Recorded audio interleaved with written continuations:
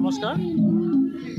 বৃহত্তৰ লংকা টাউনত ডিমাচাসকলে বসবাস কৰা ৰাইজে আমি পৰম্পৰাভাৱে আমি যিটো অসমৰ যিটো সংস্কৃতি লৈ আমি শস্যবোৰ খেতি বা কৃষিজীৱী মানুহ আমাৰ জনজাতি আমাৰ ডিমাচাসকল তেওঁলোকে পৰম্পৰাভাৱে আমি কৃষিবোৰ যেতিয়া চপাই শেষ কৰোঁ তেতিয়া চপাই লোৱাৰ পিছত আমি শেষত আমি মাঘ মাহৰ পুহ মাহৰ শেষৰ সংক্ৰান্তিৰ দিনাখন আমি ভোগালী বিহুৰ আয়োজন কৰোঁ আৰু পিছদিনাখন আমি 1 তাৰিখে আমাৰ মেজিখন জ্বলোৱা হয়।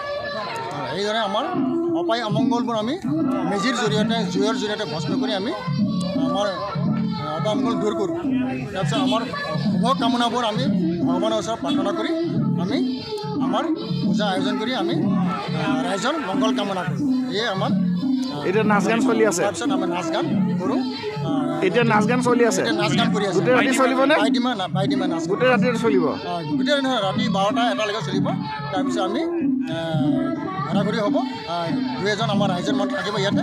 ৰাতিপুৱা আমাৰ মেজিখন জ্বলোৱা হ'ব।